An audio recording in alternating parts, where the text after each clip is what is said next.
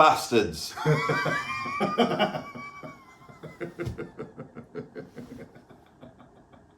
Yes. Bastards. Complete bastards. Discogs. The whole thing's a racket. Buying vinyl's a racket. We love it. We love buying vinyl. I love buying vinyl, and so does my friend David here. He loves buying vinyl. I love it. I love it. He loves buying the vinyl. But the thing is, there's a lot around it now. It's like they know we love buying it, don't they? And you know, they're squeezing every bit of monetary juice they can from every bit of vinyl. They are dealers. Yes, they are dealers in the full sense of the word. Yeah, like Santana when they're talking about dealers on the track Dealer off the album In the Secret. That's right. Yes. Yeah, good album. And John Martin talks about Dealer. Yeah, he does, doesn't he? He does. He had a lot of ain't talking dealers. about record bloody... No, he's not talking about record, but they are now. They are now because they look at you and you say, how much for this? And they look in your eyes and they go, and then they get the pen out. Yeah. And what is he gonna pay? Not is it what it's worth, what is he willing to pay? So yeah, a lot of bullshit. So David, I've known David for a long time. He was actually, I'm always saying this is one of my ex-students, but David was one, you were in the very first batch, weren't you? Right back in... The new batch. Yeah. Like the Gremlins, yeah. Yeah. Back in the day. I didn't realise we were the new batch, but yeah, it's about 1994. Yeah, that's when I first started teaching. Is it really? Yeah, so you were new, I was new. Yeah. Yeah, we came to Kidderminster with high hopes, and we left with... no hopes or low hopes, they had a choice. Still lots of which was an upgrade. We still had lots of hopes. No, it's such a great time. Yeah, but here you are approaching, 60, 70 years old now, and you're not far off. I'm closer to 60 than I am when I was that age. Yeah, and you have had a career in music. I have. Yeah. The people who know the channel well may have known. I had a bit of a ruse, I had a bit of cheeky fun. A few years ago where I pretended that I'd got Chris Martin from Coldplay on the channel, and I got Dave to do an impersonation, which might seem a bit abstract, but actually, what's your day job? My day job, well, my weekend evening job is I spend 90 minutes pretending to be Chris Martin of Coldplay in a Coldplay tribute band. And what's the Coldplay tribute band called? The imaginative title of Ultimate Coldplay. So I know you're all Coldplay fans, aren't you? You can all go on their website and book some tickets and go and see them live. And I don't want any snarky comments about Coldplay, right? In the comments. But before we get there, I want you to judge David on his taste in music, not his taste in the tribute bands he plays in. This is true. A damn fine bloody profession playing in an ultimate Coldplay tribute band. I mean, what do you lot do?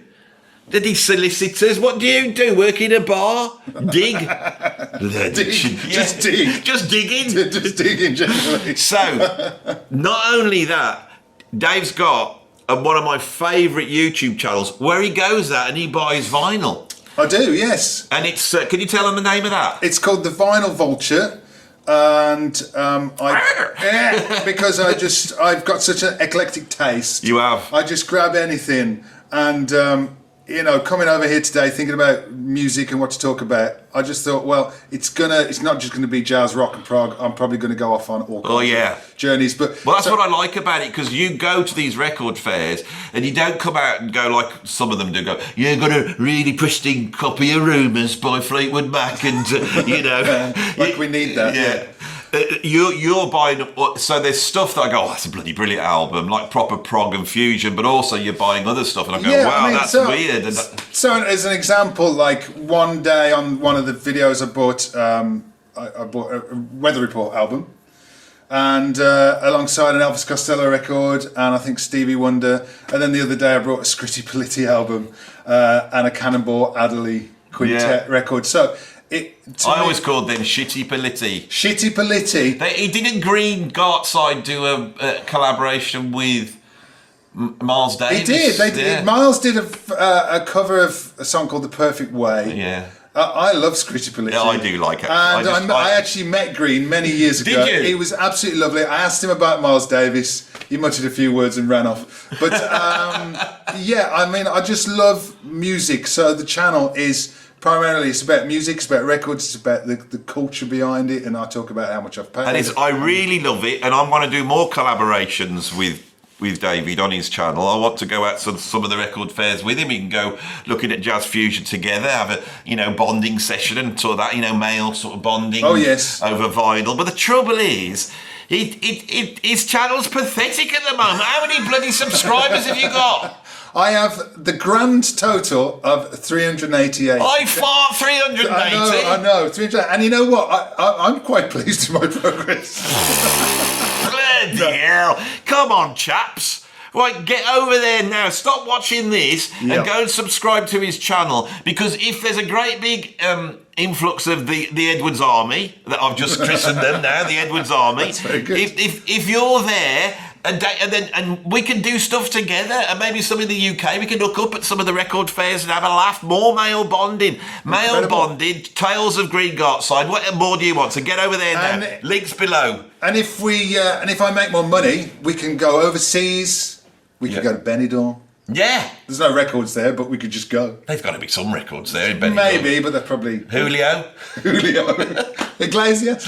Yeah, I've been looking at him on the internet because he's a bit of a feed with the ladies. He goes on to be interviewed. Yeah. And he's very touchy. Not like British touchy, which means he gets upset, more touchy-feely, in a sort of Latin way.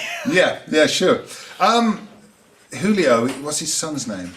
I don't know. Hello. Excuse me, am I disturbing? Oh, yeah. There's 2 or 3 rugs. Pardon? Do you need more rugs down just to deaden the noise? Oh, what? Have a come on down and have a look, yeah? Well, you don't have to buy them. I'm going to say they're just rolled up. Oh, what, really? Yeah. Here if you want them down on the floor. Yeah, definitely. I love a rug. Oh, right. Yeah, it really helps the sound. Thank you very much. I've had a bit of a rug debacle, you see, because this rug that we're on here... Oh, thank you. He's brought one in. Come and show the viewers, mate. As you've ruined the video. He's known as a rug dealer. And what spell goes with that one? So they can't see you. I'm going to have to alter my thing. I think that's a proper. That's a lovely one, isn't it? Turkish, because it's knotted. That's beautiful. Very swish. A label. Is it fire retardant? I love me rugs. Made in Iran. Of course it's not fire retardant. Made in Iran, especially not in Iran. Yeah, especially at the moment, he's full of those. Yeah, be careful. Could be a fire hazard. Good morning's work. Thank you very much. No, pleasure. Do you want to say bye-bye? No, don't get me on the internet. You're on now. That's why. If you open my door, then you risk, That's it. That's my rug dealer, you see. Rug dealer, yes. Because now I've bought this one. So pushy. And one of the Scott Buckman, who's my favourite, that's probably my favourite viewer, and he's got very excited now. I like Scott because he's a good, solid viewer, but he's also surreal. He's like a Dadaist. Okay. Yeah, go and check out Scott Buckman if you can find him. He'll put a comment on here and go and check his channel out. We're going to do 3 videos today. And the first one will be this one, which you're watching now, which is Dave's 10. After all the bloody vulturing he's been doing, vulturing about... Scavenging, looking. These are his 10 favourite albums of all time, the greatest albums as far as he's concerned. The Desert Island discs, except they only have 7. The albums he's grabbing when they're all on fire. That's what we. I'm clinging to this, when I'm drowning, kind of thing. Yeah, and I don't know. He hasn't shown me them, so I will react to them.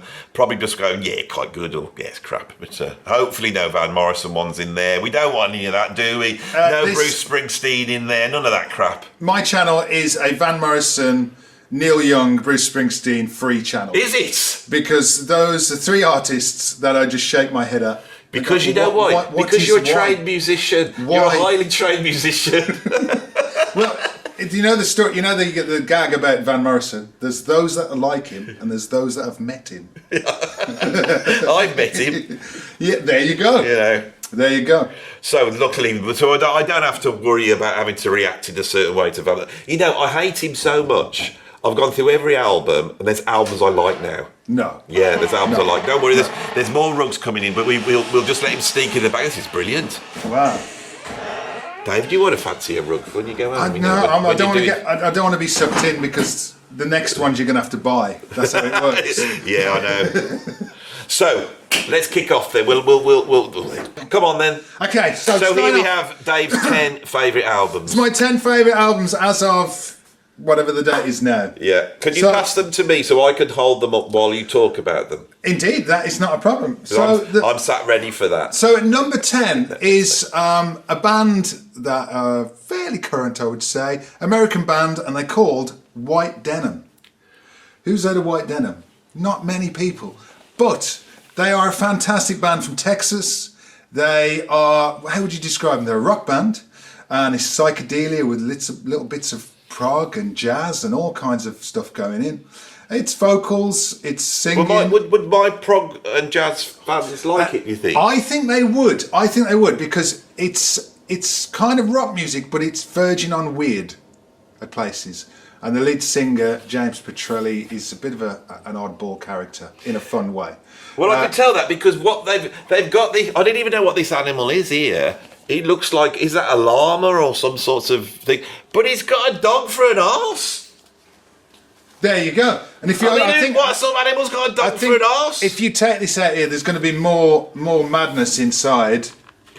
What bands would you say there? I mean, I've never seen. Oh my God! Look at these chaps. So yeah, they're very quirky, very strange.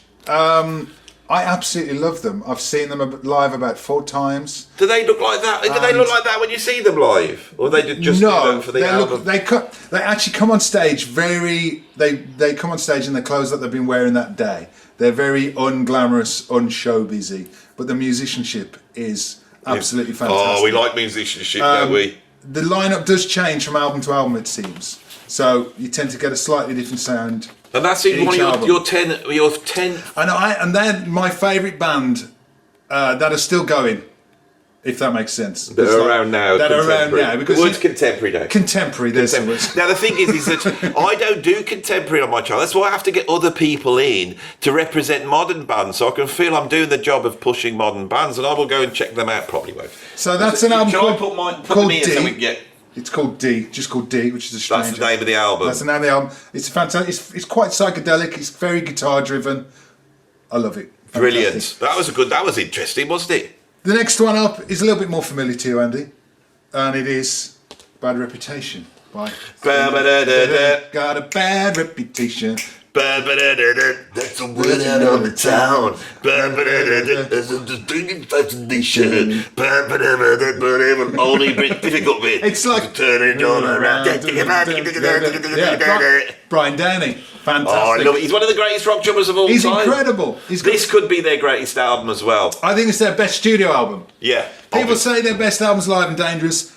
I think this is their best studio album. Yeah.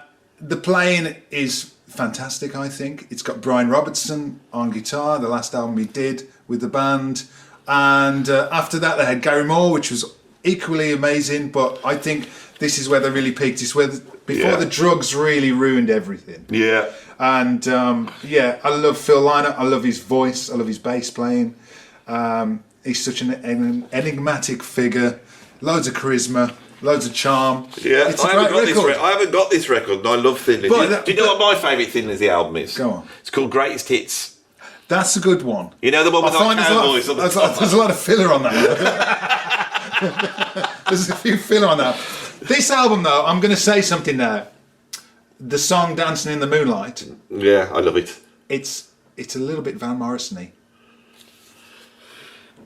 Yeah, if Van Morrison was good. Yeah. Maybe Van Morrison should have taken more heroin.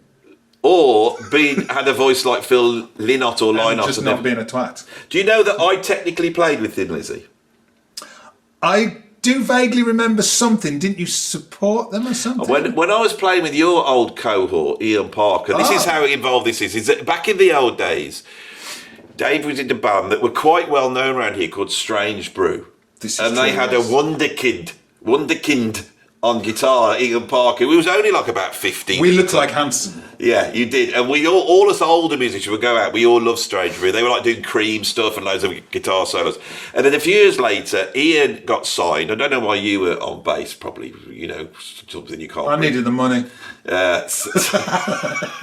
So there was a different lineup. My mate Steve Amadio on bass, and I played with Ian for a couple of years, you know, back then. And part of that, we did this when John Sykes was singing, Thin Lizzy reformed. And on drums, they had the guy that was in Page and Plant, who had preceded me when I played with Robert. And I can't remember, Mike Lee. Michael Lee, good drummer, yeah. Brilliant drummer. And he was on drums. So we had connected through the Robert Plant thing. And we played a place called the Renfrew Ferry in Glasgow. And when we got there, John Sykes, and I can tell this story funny now because he's now here, not here anymore. But John Sykes got in the right mood because the venue was small. I don't play venues this small. I was in Blue Murder. He did a proper rock star kick-off. And he went, I won't even go in the venue. I'm not going in. And he wouldn't go in. I can remember he was sat on his like amp outside and he wouldn't go in. So the agreement was he wouldn't go in until the gig. He didn't do the gig, but they had to sound check without him because he wouldn't go in. And so the sound check was just like one of these pathetic sound checks if you got all the levels. And Mike said, do you want to come and try my kit out? Which was 26-inch bass drums, double kick. So I was playing it. And of course, you know, Scott Gorham was on stage with they had on bass. And we jammed. Wow. So, but I can remember Scott was so cool. He's one of the coolest guys in music. And when John Sykes did all this, he just turned around to me and he goes, have you got a cigarette? And I went, yeah. He said, can I borrow one? And we just walked off and had a fag together.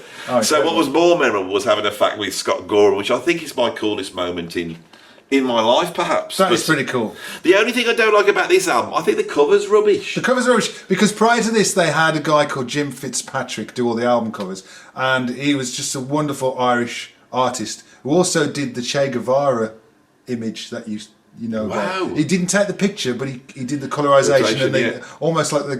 But this is a little bit like that, isn't it? It is a bit, but this isn't Jim Fitzpatrick was a wonderful artist. They didn't use him for this record, and I can't remember why. And so the album cover is a bit naff. And Brian Robinson's not on the cover because they'd fallen out and blah blah blah. Exactly, that's what I don't like. I think the cut, and it's always put me off this. But it's a great album. It is a great album. Tony Visconti produced it. He did all the David Bowie records. So it's great. And he plays recorder on it, apparently. Yeah, and very good, great album that one is. Yeah, carry on. Yeah, so if we spend this amount of time on each record, it's going to be bloody. You know what my videos like. Well, we'll try and whip through because the next one you'll have nothing to talk about. All right. Okay, and it is "Belonging" by Keith Jarrett. Also with Jan Garbarek. These guys, these Norwegian guys. Jan Garbarek, that's how you say it. Is it? Jan Garbarek. I say Garbarek. Garbarek, tomato. Jan Christensen. This is one of the greatest jazz albums ever made. It got on my 10 greatest jazz albums ever made. It's unbelievable. So we don't need to talk about it then? Well, we've got to, haven't we? I got into this record because I'm a Steely Dan fan. Yeah, they ripped it off, didn't they? Steely Dan ripped off As Long As You blah blah blah blah yours. Yeah. Title on the back. The Gaucho thing. Yeah. So I checked this out, and of course you go into the rest of the album, and it's mind blowing. Way better than Steely. It's mind blowing. And of course, the very simple ECM album covers, classic album covers. The album's called Belonging. 4 members of the band, 4 balloons, who have gathered together on a windswept, mirror-like beach. Be beautiful, poetic. That's exactly what I read on Wikipedia. I don't do Wikipedia, you do, scripter. So that is one of those jazz albums you just put on and it's all the way through. And Absolutely amazing. And what I'm trying to do with this list is I'm thinking of albums that I can put on and I don't skip. Yeah. Not necessarily they're the greatest, but I don't skip. So the next one up might surprise you a little bit. So it is Spirit of Eden. Oh, what an album! Talk. It's amazing. It's just one of the best albums ever made. It's incredible. Yeah. I'm absolutely one of the best albums ever made. I love some of their singles. I'm not a massive fan of their other albums, but this album is incredible. It's like dark blues, introspective, weird jazz in a sort of laid out like prog, but not quite like prog. It's not. Yeah. And it flows all the way through, doesn't it? Yeah, it's got such a flow to it. It's almost like it's almost like one song or one piece of music. I love the fact that it has got a little bit of Miles' essence in there, with the In Silent Way, that kind of late and they're 60s, very English at the same time. But very English at the same time. And Danny Thompson on the double bass, wonderful tone. You know, I discovered this about 2 years ago. That's it. Wow. I like the one before, with the what track's that? Dum, dum, dum, dum, dum, dum, dum. I love that. Love's what you make it. Yeah, that's a good record. Yeah, that's a really good. But then I thought everyone keeps going on about this Spirit of Eden, so I put it on, put the headphones on, lay in bed, and I was like, oh, like you say, all the way through, mind blowing. And it's like you're going deeper and deeper and deeper. Now, Dominic Miller, who's a friend of the channel, also Sting's guitarist, he actually played guitar on Mark Hollis's solo album for the whole process, and I keep saying you need to come on and tell everybody about that album, because I believe that that's possibly the most interestingly produced album. I'm not saying the best produced album, but it's probably the most weirdest and interestingly produced album in the history of rock and roll. It's so strange, and I think this one was pretty strange because they have lights set up and and I think they recorded, the two bands played on top of each other almost. So his regular band recorded it, and then he got these session guys in to overlay to get this kind of more textured kind of feel to the instruments. Which I think, with streaming and things like that, you don't really get that. You think you have to listen to this as a whole? I think you have to listen to this as a whole on vinyl. Yeah. CD, yes, because obviously it would have been produced CD. But for me, that is a new pressing as well. I'm going to get nerdy. This is a new pressing as well, and it sounds wonderful. I don't buy modern vinyl at all. I only buy old vinyl. I won't buy modern vinyl. It's too expensive. The only one I have bought at all in the whole history of me is this one. Oh wow! Yeah, and I've got this one as well. That is incredible. That's a mind-blowing record. Yeah, so we've double endorsement there. And it should have been higher on my list in retrospect. But there's no is it ranked? Is this? I've ranked it. I've ranked it. Yeah, go on. Yeah, so this is ranked. This is ranked. So at number, he's got that low. I can't remember. Number 6. It would be number 6. 10, number 6 is another familiar friend. Whoa! What an album! Shadows and Lights. Joni Mitchell. Now, I could have picked any of Joni's records from her kind of classic period up to 1979. I chose this one for a few reasons. One of the reasons is the band. Pat Metheny, Jaco Pastorius, Michael Brecker, Don Elias, Lyle Mays. It's wonderful. They're playing her music, and they're making her music, if it's at all possible, they're making it better. Jaco and Joni together is, I don't know, it's magical. There's something about those two when they got together, absolutely incredible. Also, with this album, I think, and this is a bold statement, I think this is the best bass guitar sound ever made on record. And you are a bass player, aren't you? Yes, I am. Well, are you still one now? I'm still playing a band now. I've got my little EB3, Jack Bruce bass. I think that's the best bass sound ever captured on record. There, I've said it. I will be bold to say as well that I never got Joni Mitchell because I was a big jazz fan. So I go and get Hejira because it's got Jaco on it, and I didn't quite get it. So then I went and bought some of the early ones, and then I fell in love with it. Woodstock was the track that did it for me. And then I fell in love with the early ones. And now coming back to the more Jaco era, which would be this one, Hejira and Mingus. Don Juan's Reckless Daughter. All those. I feel that this one is the one. Everyone goes on about Hejira, but I feel this is the one because the band's so unbelievable. Yeah, it's the band. I mean, Hejira is wonderful. It's wonderful from I love it now. From a wordplay and a storytelling aspect. And the soundscape is beautiful. It's got Larry Carlton on there. Yeah. It's incredible. But there's not much of a backbeat to it. So it kind of drifts more than it, but this has got more of a pulse. Yeah. This has got, and you've still got you've got Amelia on there, and you've got. But I like the versions on here better. But they are better on here. Yeah, that's what I think. The playing's more expansive. It's more expressive. I mean, if you're going to buy one Joni album, it's this album, isn't it? Yeah, and I think this is one of the greatest live albums ever made. There, I've said that as well. That's my. It's outside, isn't it? It is outside, and you can.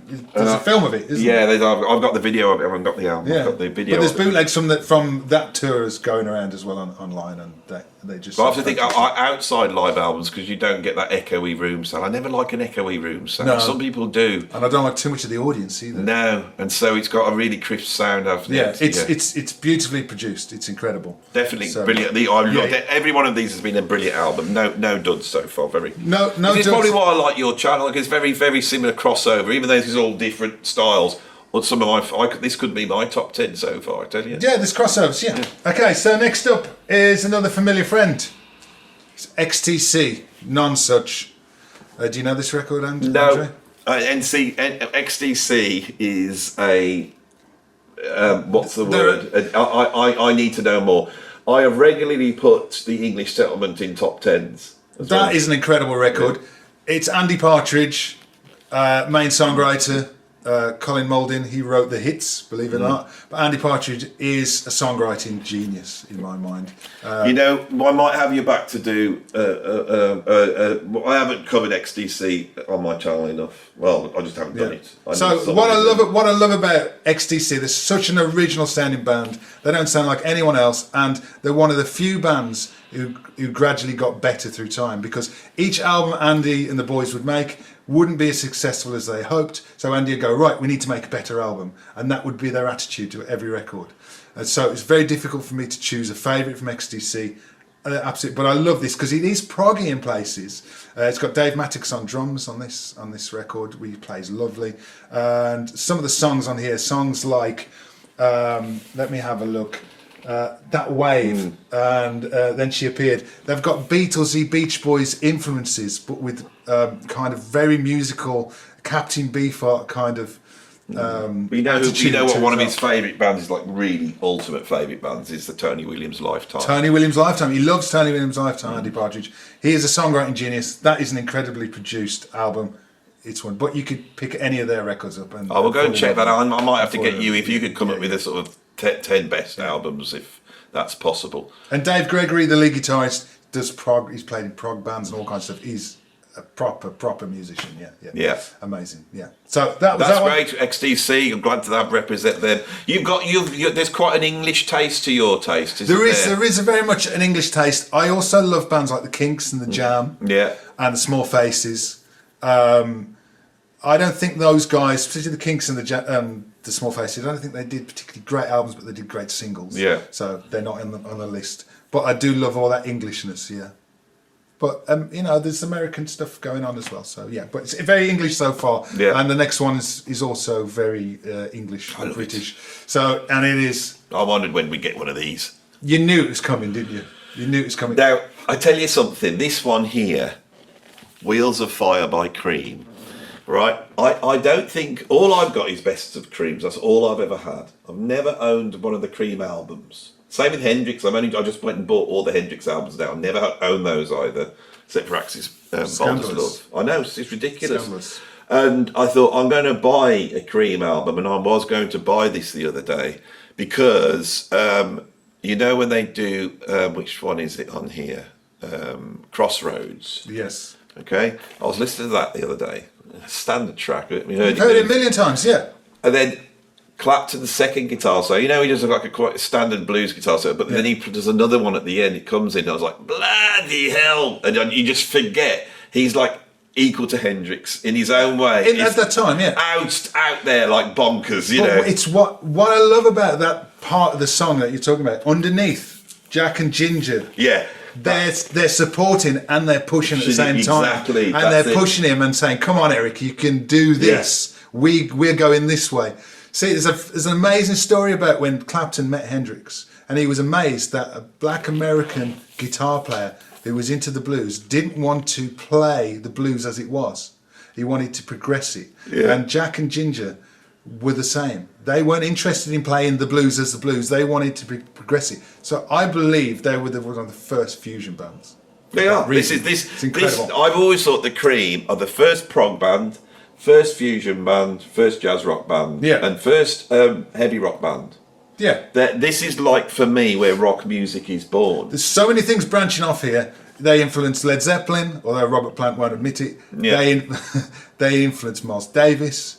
You know, they influenced Black Sabbath, so many people.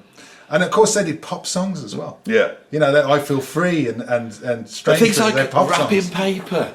That's what I'm saying about It's just weird kind of blues. Yeah, sort of almost like that's the proggy side of it. If they'd have put these together into suites, which they could have easily have done, you go with their first prog band, because they have that English folk aesthetic with no one, music hall, all that whimsy, and everyone forgets that. Yeah, This is they are a very interesting band. I think they sold about 30 million records, didn't in they? 2 years? Yeah. In 2 years, it's insane. So I just don't think they get the credit that's due at all. I prefer this to Disraeli Gears because it's got the live bits on as well. Yeah. And this is where I learned to play the bass, just listening to Jack Bruce playing Spoonful and Crossroads and stuff. And so much tension and emotion in his playing. First album's a bit strange, isn't it? The first album, well, we'll come to that. But because for me, that album comes out and it's got this thing on there which is going to be rock music, and then Hendrix comes out. That album comes out, I think it's May, just after Sgt. Pepper in '67, and the first Hendrix album is just like. Are you experienced? Yeah. I mean, he progressed a lot quicker than Cream did. Yeah. In terms of his ideas and things. Yeah, and I think the problem with Fresh Cream is Clapton probably had too much say. By the time they get to this album, this is really a Jack Bruce record. Interesting. Really. So it's long. It's those insights I love, to be honest with it. You know, in between all the hokum, I think you've said something very interesting there, because Jack Bruce does not get that sort of credit, does he, at all? No, he's a complete innovator. Yeah. Not just in his playing, but in his composition. You know, and I listen to people like early David Bowie, and he's stealing stuff from what Jack and Cream were doing, 100%. So yeah, that's brilliant. Yeah. Anyway, brilliant. Next up is this one's a bit obvious, so I apologise. Okay.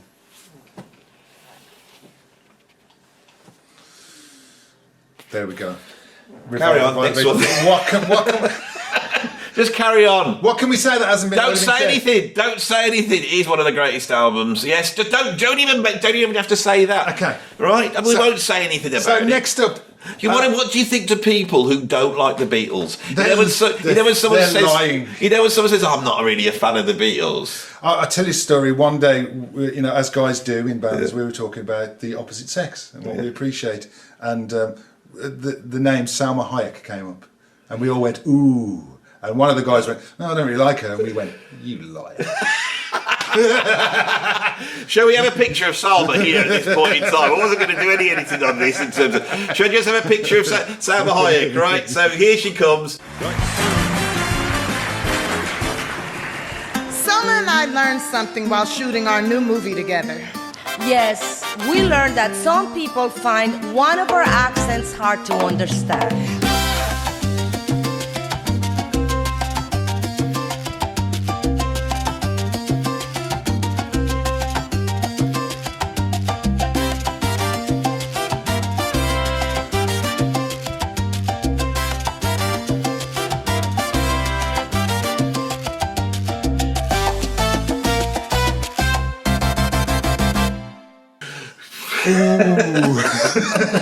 And I think I love about Salma, she's got better with age as well. She has, unlike Paul McCartney. Yeah, she's like I mean she's about I think she's about 60 now. Yeah, I mean it's just a number, isn't it? Age. She's beautiful, yeah. And I like her personality as well. I just love her. Yeah. I love Salma Hayek. When they interview her, she's got a lot of chutzpah. That's how how I describe it. You've just come back from New York. Right? So let's just rub our legs like that. I don't know if you can see that. And then we'll move on. Bloody old men. I'm old men, you know. So yes, you're not as old as me. You're still allowed to have these sorts of thoughts. Yeah, I banished this a long time ago. Yeah, that's still lurking there somewhere. Anyway, so at number 2, I was struggling with the ranking. Yeah. So at number 2, I've got quite an obscure album, and it's Tenderness by Kip Hanrahan. What the hell's this nonsense? I've heard of Kip Hanrahan's name. So Kip Hanrahan is a strange character. He's a New York-based percussionist in the kind of Cuban genre, Cuban, Latin, jazz, rock. He's done a lot of records with Jack Bruce. He's done a lot of records with Steve Swallow and Carla Bley. And this album features none other than Sting. Yeah, Sting's on here. Sting's on here. This is bonkers. And this is an absolutely incredible record. It's got the cream of sort of the New York jazz fusion, I would say 90s era. Yeah. Because we've got Fernando Saunders, then we've got Robbie Amin on drums, who's a monster drummer, Yeah, incredible. a Latin drummer. Incredible. Andy Gonzalez on bass, Giovanni Hidalgo on congas. And this is Latin American music at its This is finest. Latin American with lyrics, and lyrics are very dark, very Yeah. kind of lots of sex, lots of politics. Salma Hayek. Death. So it's very. There's a Salma Hayek. This album it has been on constant rotation. For This about sounds a year. amazing. This is an incredible album, and what's Because good, uncheesy Latin, even cheesy Latin American, I like. yes, You know, Fanny this Roll is not Starts. cheesy. This is No. very dark. It's kind of bluesy in places. Yeah. It's jazz. It's just weirdness. I saw Chico think- Freeman's on here as well. Yeah, Great I think you would saxophone really like. I think your listeners, viewers, should have Check it out, Would everybody. love this record, but you can't stream this thing. It's not for streaming. It's. I So could how can only- we listen to it? There's a link on YouTube. Someone's put it up, but you can buy it on CD and vinyl if you can find a copy. It's quite rare, but Whoa. it is one of my favourite albums ever. In fact, it's number 2. Yeah, you put it very highly. I absolutely love it. So That's amazing. check so, Kip Hanrahan out. number one. Number one. You Should get we, ready. You get ready. Don't hold it. Number one. You'll have to hold it to the camera.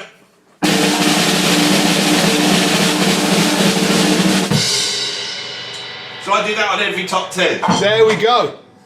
See, that's what your channel's lacking. What a drum roll. Yeah, drum That's rolls, true, yeah. bit of action, moving about. So there we go. Number 1. Whoa, yours has got a bloody gatefold on I it. Love Supreme by John Coltrane. Love Supreme.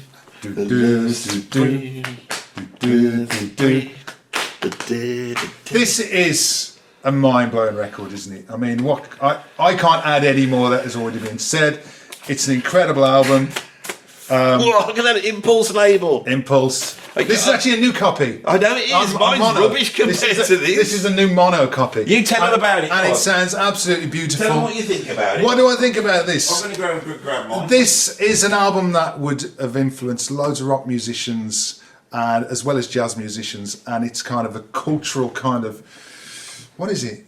What is it, Andy? It's a cultural something. You're doing it now. It's a cultural milestone in music and art, and it kind of changed everything. And John I don't Coltrane think I'm going to be able to get was this back to it. was a genius, and You keep talking, don't this worry is his about me. finest album. I also love Giant Steps and Blue Train, but this is far superior, I think. McCoy Turner is absolutely fabulous on this record, as is Elvin Jones. He really pushes this record to the limits. That's my copy. Look at the difference in print quality to yours. Hold yours up against your camera. Don't worry, they'll be in there. That's mine. I've got no gatefold. Mine's on MCA How records. can you? Oh, yes, Look, inferior look, press. But Well, look, this is how much this has been played over the years. Oh, well, that's right. Now, this is the second copy I've owned. I did have another copy, but I wanted the mono version. I wanted the mono version because that's the kind of nerd I am. Because I wanted to hear it as it was intended. Can't you just bloody switch a mono thing on your stereo? No, come on now. No, I this, wanted the mono version. we're gonna put this on. We're gonna put yours on. We're gonna head to head. Mono versus mono and mono, and we're going to see which one's better. And I'm going to say you're going to prefer this. I reckon the mono. I actually do like mono. I like mono, and it's like I've got some old, really nice '60s pressings where the vinyl's thick and it's mono. It doesn't sound like it's mono. It sounds rich and full. Dave, that's been a very good top 10. So again, that's the end of this video. We're going to do some more. So tomorrow you'll be along with another one. This is going well. This is. I see. I told you it's a good YouTube. You've got to go check him out. So where can they check you out? It's the Vinyl Vulture. So they just put Vinyl Vulture. The Vinyl in. Vulture in there, and you'll see. Link is down below. You'll see pictures of me holding records, looking daft, and yeah. yeah, like and subscribe and support me, and I can buy more records, do more travels, and all of that type of stuff, and I can Yeah. join him on those travels, and we can go out together and buy stuff together and haggle over sort of various albums because they've got very similar taste. we got some crossovers. Yeah. Yeah. That's very good. Okay, we're going to now move on. So like and subscribe, do all that. See you on the next video. See you tomorrow with Dave. That's that bit done. Cool. Right, so then I will cut onto this bit now. And so where were we on the last one? So do we have those rug bits? I might have that on every. I'll do an edit. I'll do an edit down. The rug addict. I'll tell you what I'm going to do. I'm going to start from scratch just in case. Have you got any water? A little drinky? I haven't. I can go and grab you one. We'll have to stop the cameras, but we Or do you want to probably keep rolling? need to stop the cameras anyway. Do you So want to keep sure? Yeah. You do need to hear this on mono, Andy. You know. I know.